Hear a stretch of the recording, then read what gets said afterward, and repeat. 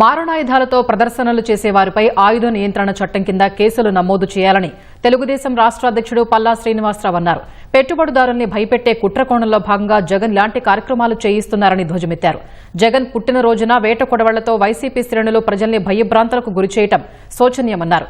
అధికారంలోకి వచ్చేస్తున్నాం అనే పగటికలలో జగన్ కంటున్నారని పల్లా శ్రీనివాసరావు దుయ్యబట్టారు. ఎవరైనా 10 మంది ఇంకా ప్రాణాలు కాపాడాలి అనే ఒక ఆలోచనతో ఎవరైనా ఉంటారు. వైసీపీ శ్రేణులు మాత్రం కత్తిలు చూపిస్తూ రఫా ఆడిస్తాం, మేము అధికారంకి వస్తే అందరినీ కూడా తెగ నరుకుతాం అని ఒక సంకేతాలు ఇవ్వడం వెనకాల ఆంతర్యం ఏంటో ప్రజలందరూ కూడా గమనించాలి.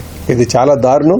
ఎవరైతే కత్తులు అవి చూపించి ప్రజలకి భయాందోళన గురి చేయడానికి ప్రయత్నాలు చేస్తున్నారో వాళ్ళ మీద కేసులు పెట్టాల్సినటువంటి అవసరం ఉందని చెప్పి ఈ సందర్భంగా తెలియజేస్తున్నారండి. కానీ ఈ సంస్కృతి ఏదైతే ఫ్రాక్షన్ మెంటాలిటీ, మాకు నచ్చని వాళ్ళు ఎవరైనా ఉన్నా, మాకు ఆలోచనకి వ్యతిరేకంగా వెళ్ళినా, మాకు నచ్చినట్టు ఎవరైనా చేసినా, అయితే ఇది జగన్మోహన్ రెడ్డి గారు ఒక చరిత్రలోనే ఉన్నట్టు కనిపిస్తుంటుందండి. ఆయనకున్న ఆ నేర చరిత్రే కారణమేమో అదే ప్రతిబింబించేటట్టుగా వాళ్ళకి శ్రేణులు అందరూ తయారు చేస్తున్నారేమో అనిపిస్తుంది.